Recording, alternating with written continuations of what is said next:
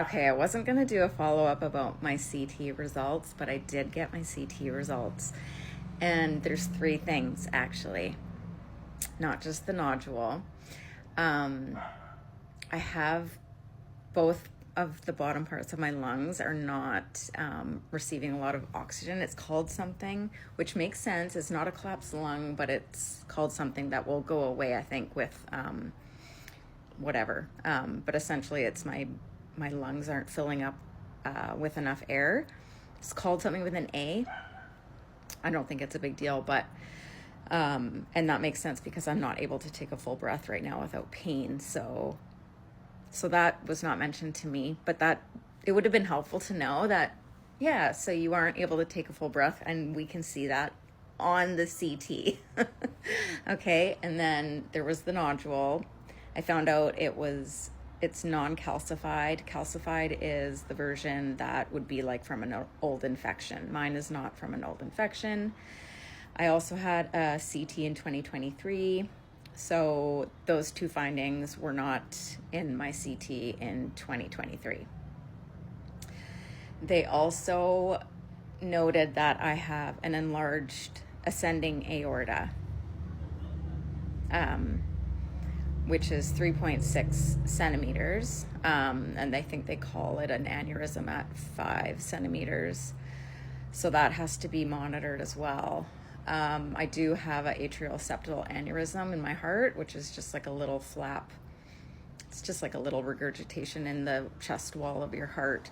So I don't know if those two are connected, but to have, it's weird because I'm in the hospital for chest pain for a month, and there's a nodule in my lung. My lungs aren't filling up with enough air, and I have an enlarged aorta. You would just think that that's something that they would tell you.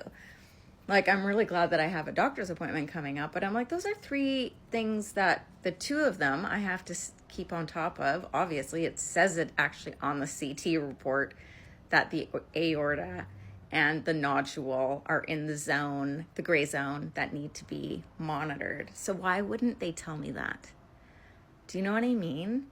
And I'm like, I'm sitting over here, the anti-inflammatories are doing jack shit. Okay, they're not working.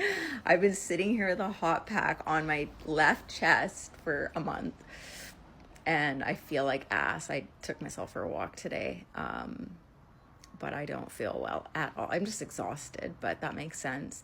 The part about like my lungs not filling up, that would have been really, it's not serious. I don't think it's serious. It's something that I think with like more healing, it will expand more. Like, it's not a collapsed lung, which is great, but it's because I'm not able to take a full breath. So the fact that that's actually showing on a CT and you don't even tell me that, that's like, it's just a little bit validating, right? It's like, no, you're right. I have not been taking a deep breath for 1 month. So, and now you can actually see that on the CT. So thanks for that. And also, you have an enlarged aorta, ascending aorta.